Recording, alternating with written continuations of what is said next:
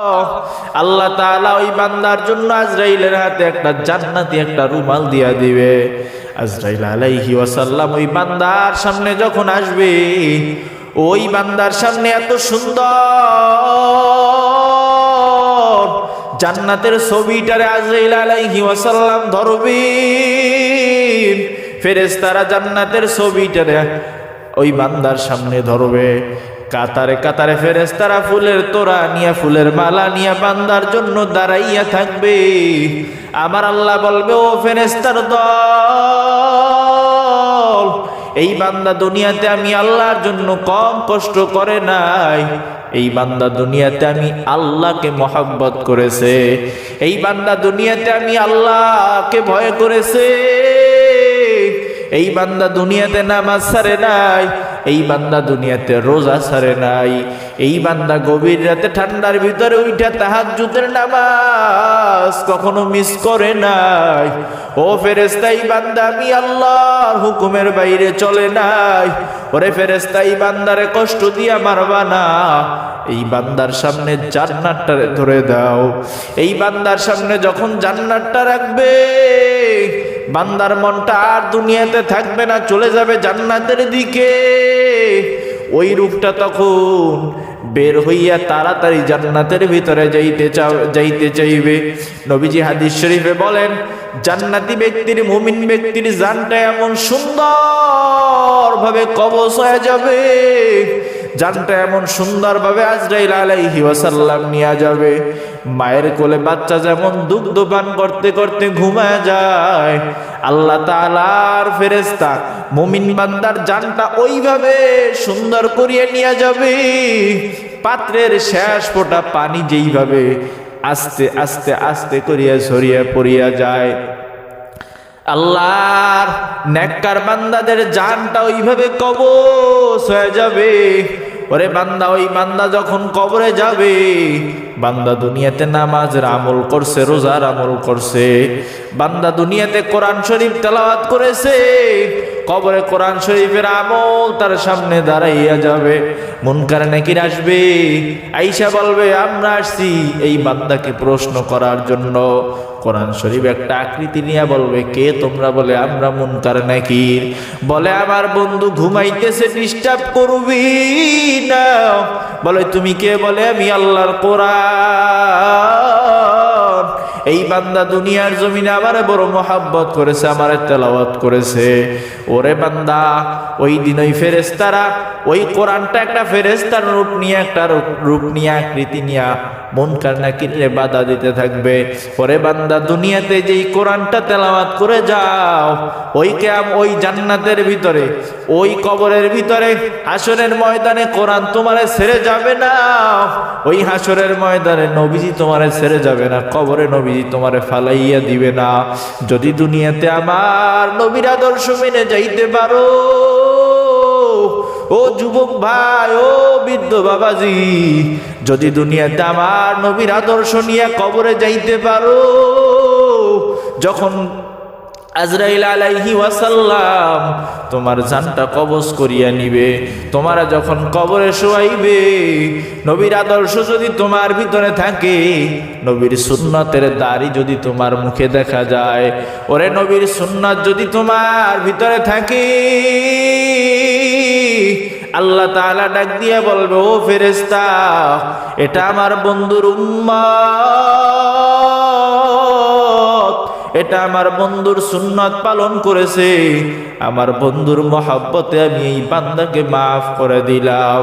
ওরে বান্দার যদি বিপরীতে গুনাহগার হইয়া কবরে যাও, ওরে বান্দা যদি গুনাহগার হইয়া কবরে যাও, গুনাহগারের জানটা কেমন কবজ হবে জানো? মায়ার নবী বলে, গুনাহগারের সামনে আজরাইল আলাইহি ওয়াসাল্লাম এত ভয়ঙ্কর রূপ নিয়ে আসবে, আমরা এই দুনিয়ায় চিরস্থায়ী কেউ থাকতে পারবো না। আমাদের আব্বাজান ছিলেন হযরতে আদম আলাইহি ওয়াসাল্লাম, তিনিও এই দুনিয়া ছেড়ে চলে গেছেন।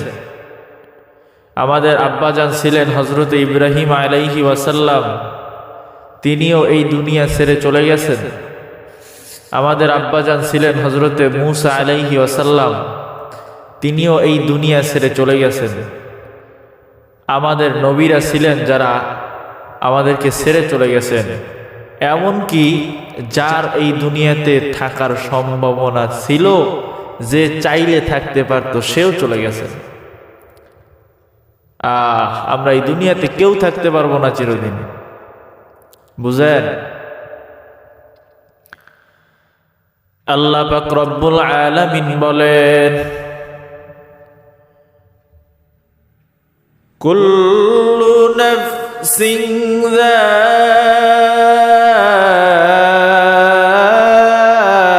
যায়িকাতুল মাউত।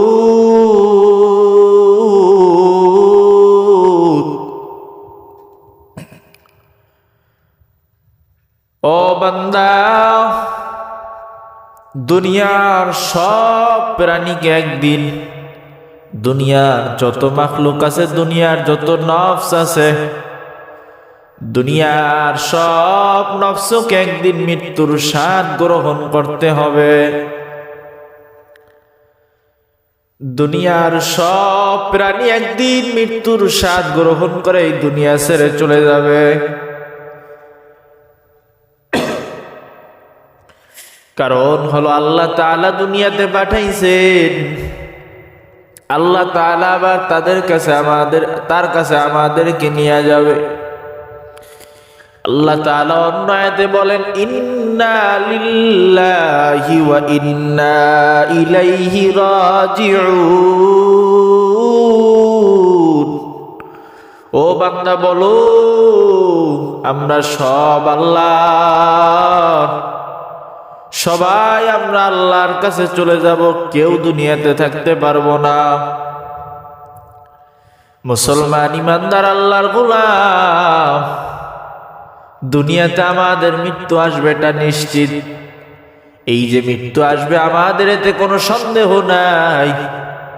দুনিয়ার জমিনে আমরা যেহেতু আসছি, আমাদেরকে আল্লাহ তাআলা যেহেতু পাঠাইছেন, আমাদের আগে যারা ছিলেন তারাও দুনিয়াতে থাকতে পারে নাই, অন্ধকার কবরের বাসিন্দা হয়ে গেছে। আমরাও দুনিয়াতে চিরকাল থাকতে পারবো না।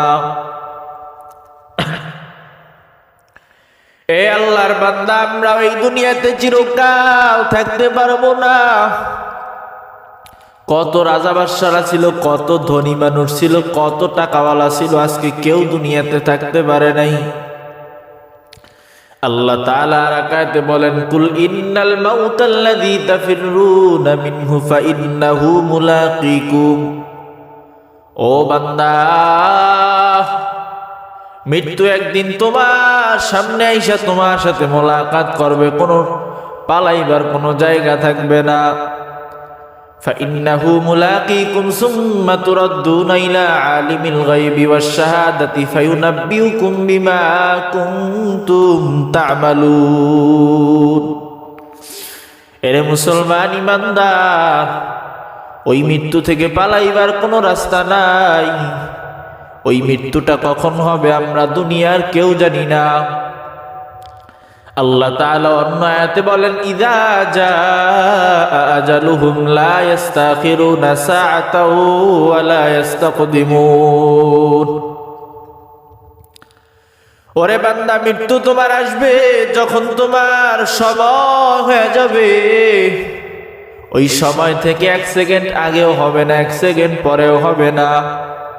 ওরে বান্দা, দুনিয়াতে তুমি যত টাকাওয়ালা হও, দুনিয়াতে যত তুমি পয়সাওয়ালা হও, যত বড় বাড়িওয়ালা হও, যত বড় গাড়িওয়ালা হও, দুনিয়াতে তোমার মৃত্যু আইসা সময় দিবে না।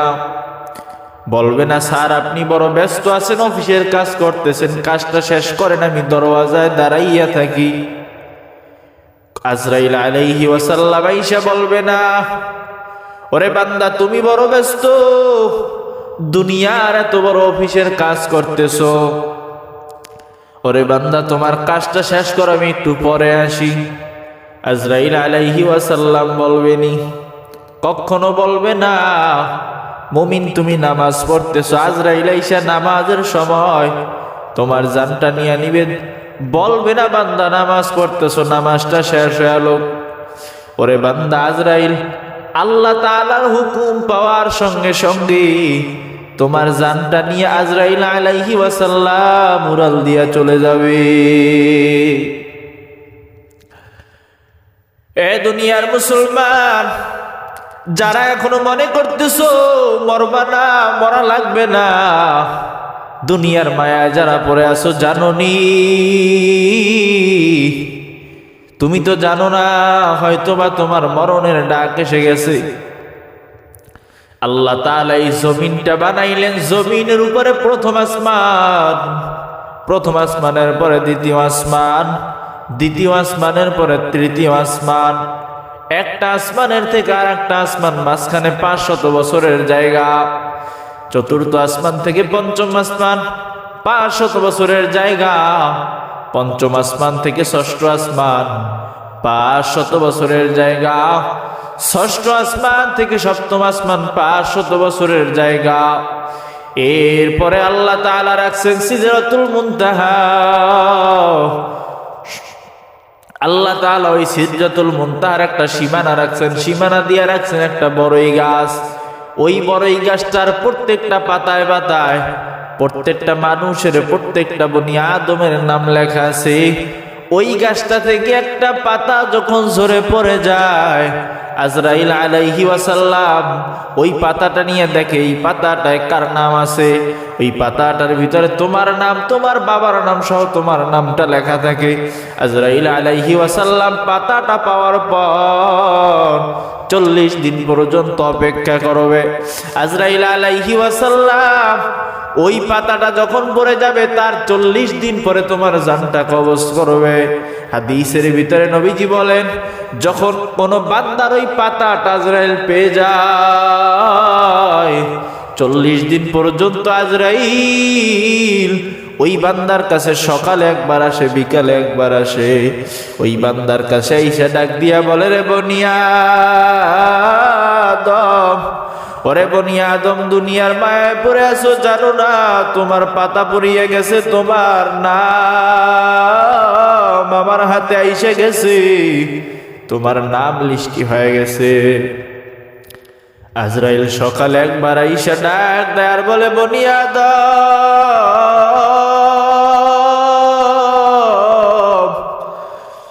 ওই গুনাহের দিকে যাইও না, তোমার সময় হয়ে গেছে, আর কিন্তু বেশি দিন থাকতে পারবা না। আজরাইল বারবার ডাক দিয়া বলে, রে বনি আদম, এই দুনিয়ার মিথ্যা মায়ায় পড়িয়া গুনাহ করিও না, আর গুনাহ করিও না, তওবা করে নাও, আর তওবা করার সময় পাইবা না রে বনি আদম। এরে বান্দা, আজরাইল সকালে একবার আসে, বিকেলে একবার আসে, আইসা ওই বান্দারে বারবার সতর্ক করতে থাকে। যখন আজরাইল বান্দার পাশ দিয়া যায়, বান্দা আস্তে আস্তে দুর্বল হয়ে যায়। যখন এইভাবে 40 দিন আসতে আসতে যখন মাত্র 3 দিন বাকি থাকে, আজরাইল তখন আইসা ডাক দিয়া বলে, রে বনি আদম, কোন দুনিয়ায় তোরে ভুলাইয়া রাখলো, কোন দুনিয়ায় তোরে মায়ায় পড়াইয়া রাখলো? এই দুনিয়ার মায়ায় পড়ে আসো, আর মাত্র 3টা দিন পরে তোর জানটা কবজ হয়ে যাবে, দুনিয়ার সবাই তোরে ভুলিয়া যাবে। এরে বনি আদম,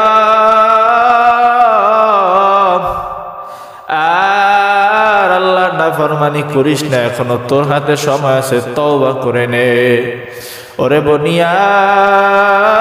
আদম, তওবা করে নে রে বনি আদম, তওবা করে নে।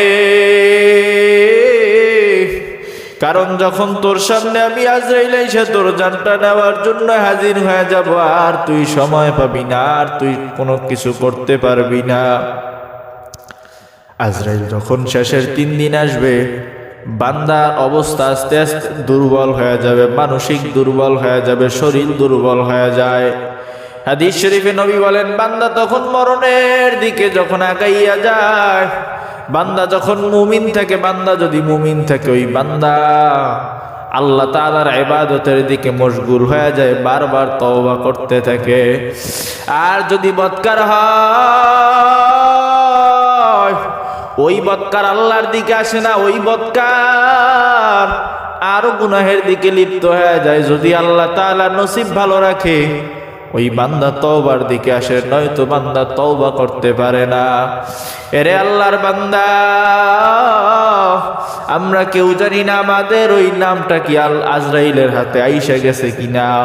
ওরে আল্লাহর বান্দা, কত মানুষ আজকে সকালে দেখা যায় বিকেলে নাই, কত মানুষ দেখা যায় বিকেলে দেখা যায় সকালে খবর পাওয়া আর দুনিয়াতে নাই। এরে বাবা, জানি না আমাদের কার যেন কাপনের কাপড়টা দোকানে চলে আসছে, কিন্তু তুমি জানো না তোমার কোনো খবর নাই। দুনিয়ার মিথ্যা মায়ায় পড়ে আছো রে বাবা, এই দুনিয়ার মিথ্যা মায়া কিছুই না। এই দুনিয়ার মিথ্যা মায়ার পিছনে পড়ো না। চিন্তা করো, যদি এখন মারা যাও আগামী 3 ঘন্টার ভিতরে তোমার কবর হয়ে যাবে।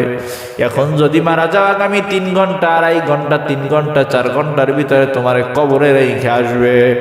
ওরে বান্দা, একটু চিন্তা করো ওই মরণটা কেমন হবে। যখন নবীজি মরণের মালাকুল মউত জান কবজ করার সময়টা সাহাবায়ে কেরামদের মাঝে বয়ান করতেছেন, সাহাবায়ে কেরামরা ভয় কান্নায় গড়াগড়ি খেয়ে যায়। নবী আমার ডাক দিয়া বলে, ও সাহাবায়ে কেরাম, আজরাইল যখন তোমাদের সামনে আসবে ভয়ঙ্কর রূপ নিয়ে আসবে না। যখন একজন নেককারের মুমিনের সামনে আসবে আজরাইল আসবে সুন্দর একজন সুদর্শন যুবকের ন্যায়। সুন্দর সুদর্শন একটা যুবকের অবস্থায় আজরাইল আইসা এত ভয়ঙ্কর রূপ নিয়ে আসবে, কোন গুনাহগার আজরাইলের রূপ সহ্য করতে পারবে না। একটা পা থাকবে আসমানে আর একটা পা থাকবে জমিনে। ওরে দাঁতগুলো এত বড় বড় হবে, এত বিশ্রী দেখা যাবে, এত ভয়ঙ্কর।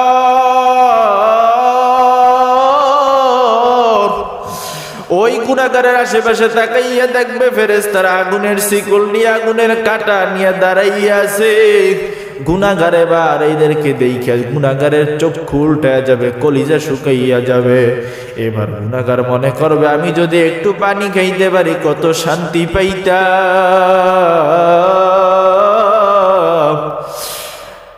আহারে, কলিজাটা পর্যন্ত শুকায় যাবে। গুনাহগার আজরাইলের গুনাহগারের আত্মাটা, গুনাহগারের রূপটা আজরাইলের কাছে যাইতে চাইবে না। আজরাইল আলাইহি ওয়াসাল্লাম এক পর্যায়ে এমন ভাবে থাবা দিয়া রূপটা ধরবে, রূপটা কবজ করিয়া যখন আজরাইল নিয়ে যাবে, ওই গুনাহগারের রূহটা, দুর্গন্ধযুক্ত রূহটা, দুর্গন্ধযুক্ত আত্মাটা কোনো ফেরেশতা নিতে চাইবে না। দুর্গন্ধ দুর্গন্ধ ওই আত্মাটা নিয়ে যখন আসমানের দিকে উঠবে, আসমানের দরওয়াজার ফেরেশতারা ডাক দিয়ে বলবে, এত দুর্গন্ধ কেন, এত দুর্গন্ধ কেন, দুর্গন্ধ কেন? এই দুর্গন্ধওয়ালা আত্মা উপরে আর উঠাইবি না, এই আত্মাটারে জাহান্নামে পাঠাইয়া দাও।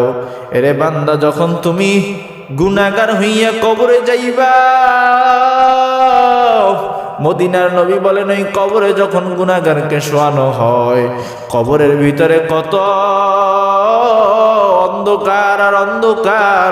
গুনাহগার যখন কবরে শুইবে, কবরে শোয়ার আগ পর্যন্ত গুনাহগার মনে করবে স্বপ্ন দেখতেছে। ওরে গুনাহগারের আত্মাটা নিয়ে যাওয়ার পর, জানটা কবজ হয়ে যাওয়ার পর, গুনাহগারের মা বাবা আইসা, ভাই বোন আইসা, আত্মীয় স্বজনরা আইসা জনমের মতন গোসল করা,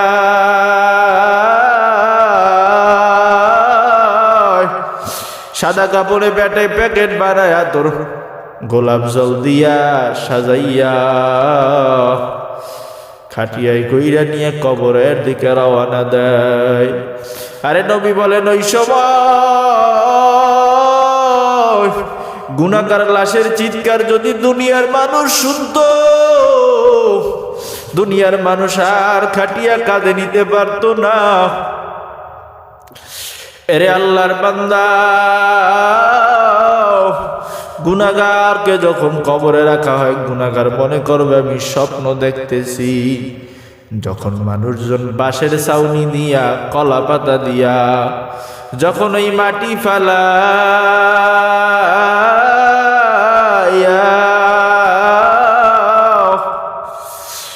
ওরে বান্দা বান্দা যখন আস্তে আস্তে অন্ধকার হয়ে যায়, মানুষজন পড়তে লাগবে মিনহা খালাকনাকুম ওয়া ফিহা নুঈদুকুম ওয়া মিনহা নুখরিজুকুম তারাতান উখরা। এরে আল্লাহর বান্দা, ওরে আল্লাহর বান্দা, যখন কবরটা অন্ধকার হয়ে যাবে, সবাই দোয়া করিয়া বিদায়। সবাই যখন 40 কদম চলে যাবে, গুনাহগারের কবরটা প্রশস্ত হয়ে যাবে। কবরে 2 জন ফেরেশতা ভয়ঙ্কর রূপ নিয়ে আসবে। আইসা দেখবে, বান্দা তোমার ভিতরে নবীজির সুন্নত নাই। ওরে বান্দা, আইসা দেখবে তোমার মুখে নবীজির সুন্নতের দাড়ি নাই। ওরে বান্দা, আইসা দেখবে তোমার কাছে ভালো কোনো আমল নাই। আইসা ফেরেশতারা জিজ্ঞাসা করবে, ও বান্দা বলো মার রব্বুকা, বলো আমান দীনুকা, বলো আমান নবিয়ুকা। ওই বান্দা ডাক দিয়া বলবে লাদরি লাদরি লাদরি।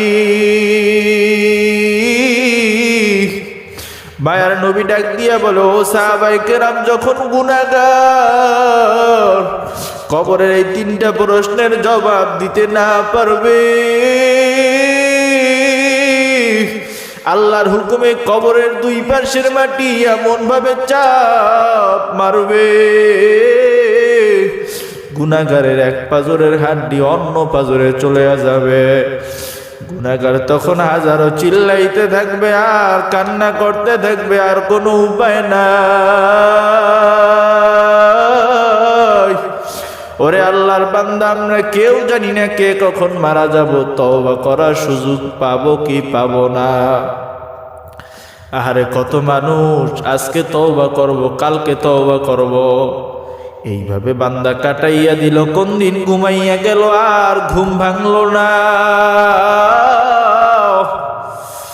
ওরে বান্দা, কত আল্লাহর বান্দা আজকে তওবা করব, কালকে তওবা করলো, তওবা করাই হলো না। গাড়ি নিয়ে রওনা দিছে, গাড়ির তলে পড়িয়া মারা গেল।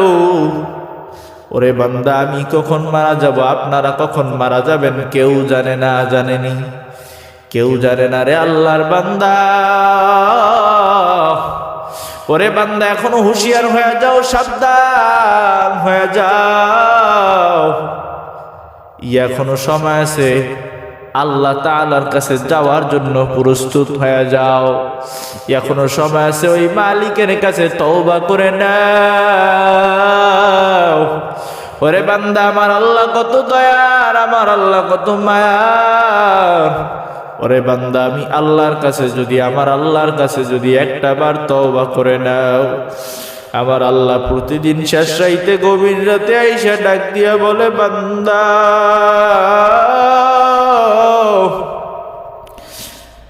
হাজারো অন্যায় করে ফেলেছো, গুনাহ করে ফেলেছো,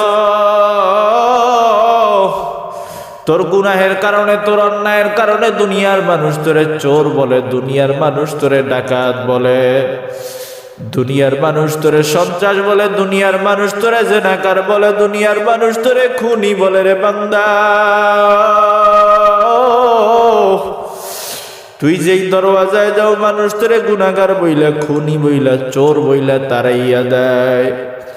ওরে বান্দা, এই গভীর রাতে আমি একটা দরওয়াজা খোলা রেখে, একটা রহমতের দরওয়াজা খোলা রেখে বান্দা তোরে আমি ডাকতেছি, আয় আয়।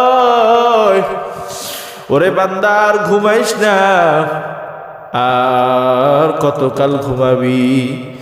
ওরে বান্দা, আমি এমন একটা দরওয়াজা রাখলাম, যেই দরওয়াজায় আসলে আমি আল্লাহ তোরে চোর বইলা ডাকবো না, যেই দরওয়াজায় আসলে আমি আল্লাহ তোরে ডাকাত বইলা ডাকবো না, যেই দরওয়াজায় আসলে আমি আল্লাহ তোরে খুনি বইলা ডাকবো না। ওরে বান্দা, ইসে একটা বার আবার রব্বানা কইয়া ডাক। ওরে বান্দা, একটা বার এসে আমি আল্লাহর কাছে চোখের পানি ফালাইয়া দে।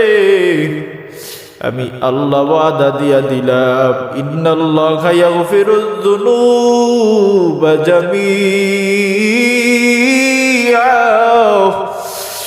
ওরে বান্দা আমি তোর গুনাহগুলো সুন্দরভাবে মাফ করে দিব।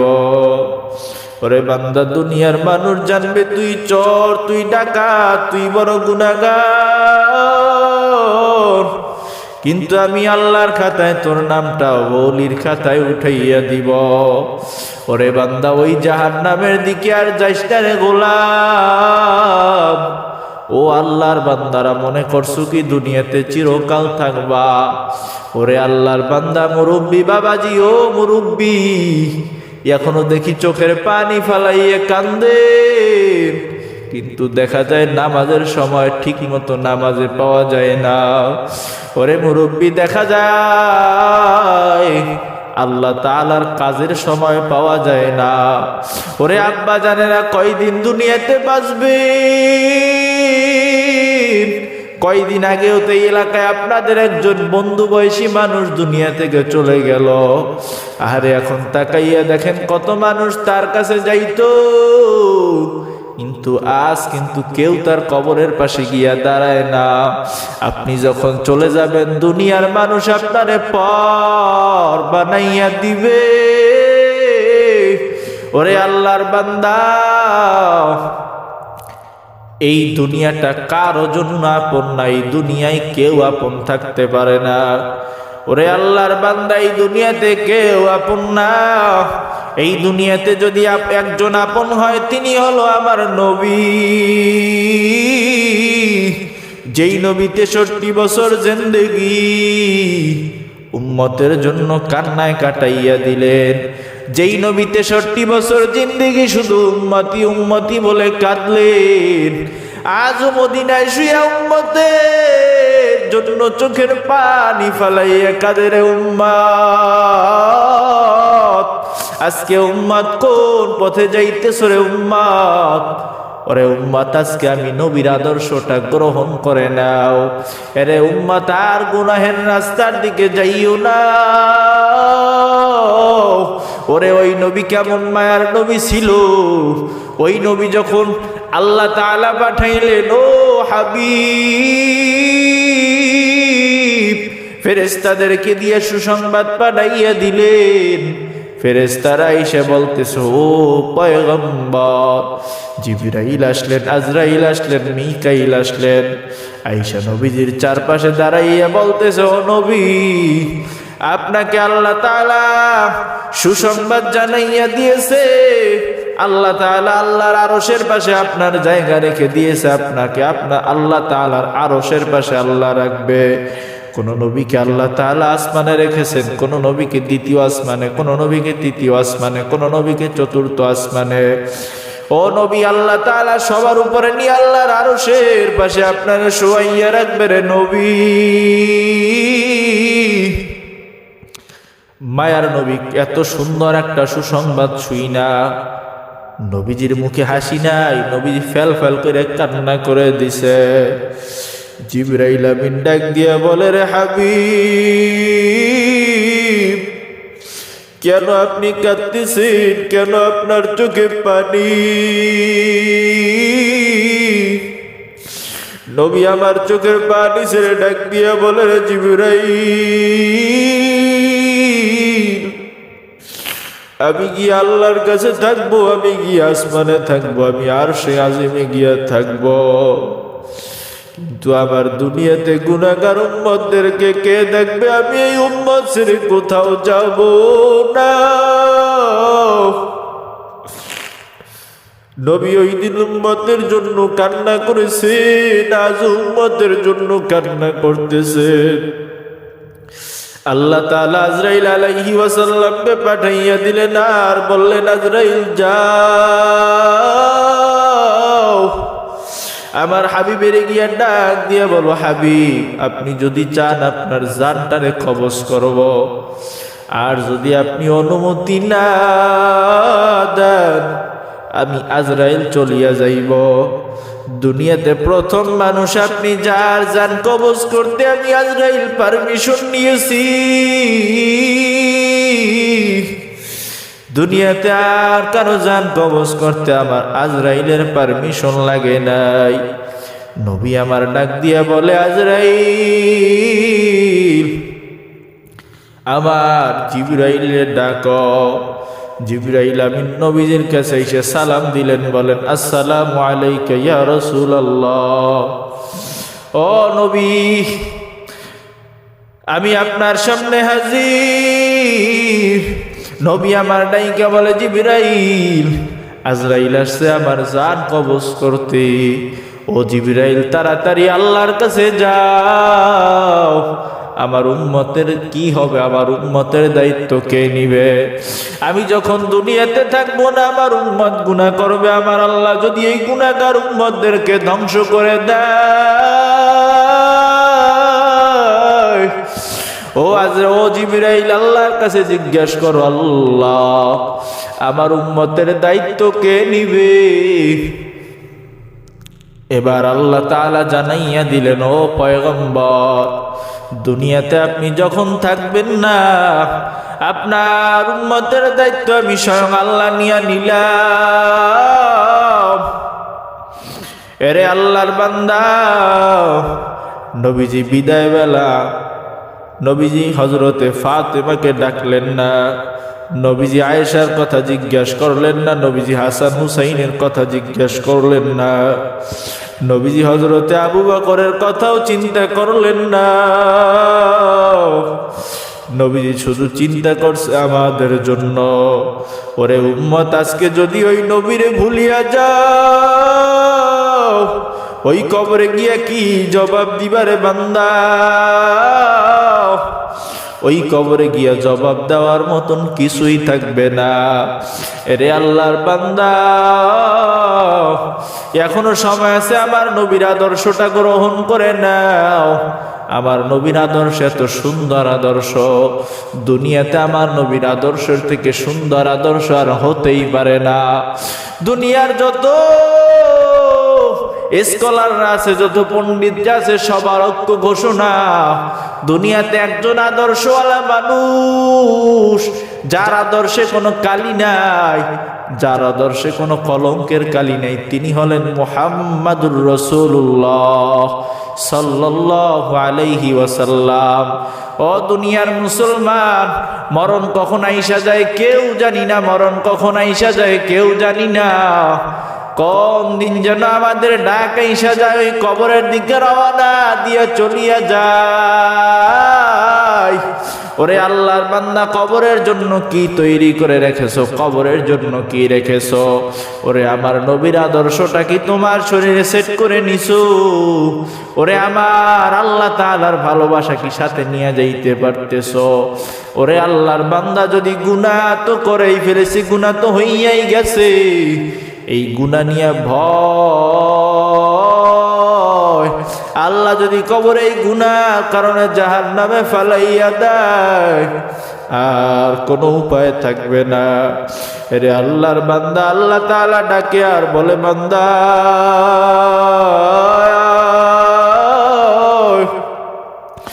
আমি আল্লাহ তাআলা ক্ষমা করার জন্য অপেক্ষা করতেছি, বান্দা আমি আল্লাহর কাছে ক্ষমা চা। ওরে বান্দা, ওই আল্লাহ তাআলার কাছে তওবা করে নাও।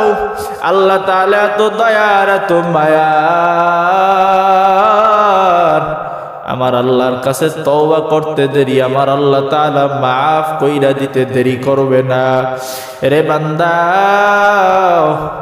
আমার আল্লাহ তাআলার কাছে ভালোভাবে তওবা করিয়া কবরে যাইও, কারণ ওই কবরের আযাব তুমিও সহ্য করতে পারবা না, আমিও সহ্য করতে পারবো না। ও যুবক, মনে করতেছো কি শরীরে শক্তি আছে, চলতে পারো, এত তাড়াতাড়ি মনে হয় মরবা না। ওরে যুবক ভাই, তোমার আমার মতন কত যুবক ঘুমের ঘরে মরিয়া গেল। এরে কয়দিন আগেও তো এই পাশের এলাকায় এরে একটা বাচ্চা সন্তান, বেশি বয়সও না আবার ছোট না, আমাদের থেকে অনেক কম বয়স হবে, হয়তোবা 8-9-এ পড়ে, কয়েকদিন আগে হুন্ডা অ্যাক্সিডেন্ট করিয়া এক বাপের এক সন্তান চলিয়া গেল। এরে আল্লাহর বান্দা, কেউ কাউকে ধরে রাখতে পারবা না, যত আদরের সন্তান হোক আল্লাহ তাআলা ছো মেরে নিয়ে যাবে। যত আদরের মা বাবাই হোক আজরাইলের কোনো মায়া নাই। যত আদরের সন্তান হোক, আজরাইলের কোনো মায়া নাই। ওরে মৃত্যুর স্বাদ যে একদিন গ্রহণ করতে হবে তাতে কোনো সন্দেহ নাই। ওরে আজরাইল একদিন মৃত্যুবরণ করবে। যখন দুনিয়ার সব মানুষের জান কবজ হয়ে যাবে, আল্লাহ তাআলা জিজ্ঞাসা করবে, ও আজরাইল, দুনিয়াতে কে কে আছে? আজরাইল বলবে, আল্লাহ, দুনিয়াতে আর কেউ নাই। বলে কেউ নাই? বলে না। বলে আর আসমানে কারা আছে? বলে ফেরেশতারা আছে। বলে ফেরেশতাদের জান কবজ করে নাও। আজরাইল ফেরেশতাদের জান কবজ করা শুরু করবে, সবার জান কবজ হয়ে যাবে। এবার আল্লাহ তাআলা ডাক দিয়া বলবে, আজরাইল কে আছে? বলে 4 জন ফেরেশতা আছে, আর কেউ নাই। বলে 4 জনের ভিতরে 4 জনের জান, 3 জনের জান কবজ করে দাও। হযরতে জিবরাইলের জান কবজ করা হবে, মিকাইলের জান কবজ করা হবে, ইসরাফিলের জান কবজ করা হবে। দুনিয়াতে আর কোনো প্রাণী থাকবে না। আল্লাহ তাআলা জিজ্ঞাসা করবে, ও আজরাইল কে আছে? বলে আল্লাহ, আর কেউ নাই, আপনি আছেন আর আমি আছি। আল্লাহ তাআলা ডাক দিয়া বলবে, কুল্লু নাফসিন যায়িকাতুল মাউত। ও আজরাইল, তুমিও তো একটা প্রাণী। ওরে আজরাইল, তুমি তোমার জানটা কবজ করে নাও। আজরাইল নিজের জানটা ধরিয়ে এমন একটা চিৎকার মারবে, নবী বলে ওই সময় যদি দুনিয়াতে মানুষ থাকতো, ওই চিৎকারে সব মানুষ কলিজা ফেটে মারা যাইত। পরে মৃত্যুর যন্ত্রণা বড় ভয়ঙ্কর। আজরাইল ডাক দিয়া বলে, আল্লাহ, আমি যদি জানতাম মৃত্যুর যন্ত্রণা এত কঠিন, আমি আজরাইল দুনিয়ার কোন মানুষের জান কবজ করতাম না। এরে আল্লাহর বান্দা, বৃদ্ধ হয়ে গেছেন, এখনো কি মরণের ভয়টা অন্তরের ভিতরে আসে না? ওরে আল্লাহর বান্দা, কে কখন মারা যাইবেন বলা যায় না। কত মানুষের সাথে খারাপ আচরণ করেছেন, কত মানুষকে গালি দিয়েছেন, কত মানুষের সাথে অন্যায়ভাবে আচরণ করেছেন, তাদের কাছ থেকে ক্ষমা চেয়ে রাখেন। কারণ আল্লাহ তাআলা তার হক ক্ষমা করে দিতে পারে, কিন্তু বান্দার হক কখনো ক্ষমা করবে না। এরে আল্লাহর বান্দা, আল্লাহ তাআলার যেই নাফরমানিগুলো করেছেন, আল্লাহর কাছে তওবা করে নেন। আল্লাহর কাছে যদি তওবা করে দুনিয়া থেকে যাইতে পারেন, কবরটা হয়ে যাবে জান্নাতের বাগান। আর যদি তওবা না করে কবরে চলে যান, কবরটা হয়ে যাবে হুফরাতুম মিন হুফারিন নার, জান্নাতের একটা গাড়া, আগুনের, জাহান্নামের একটা গাড়া, আগুনের একটা গাড়া। ওরে আল্লাহর বান্দা, ওই কবরকে ভয় করে আল্লাহ তাআলার ভয় অন্তরে ঢুকাইয়া মরণের কথা স্মরণ কইরা আল্লাহর কাছে তওবা করিয়া যাবেন। আল্লাহ তাআলা আমাদের সকলকে দ্বীনের উত্তম সহি বুঝার তৌফিক দান করেন। আমিন।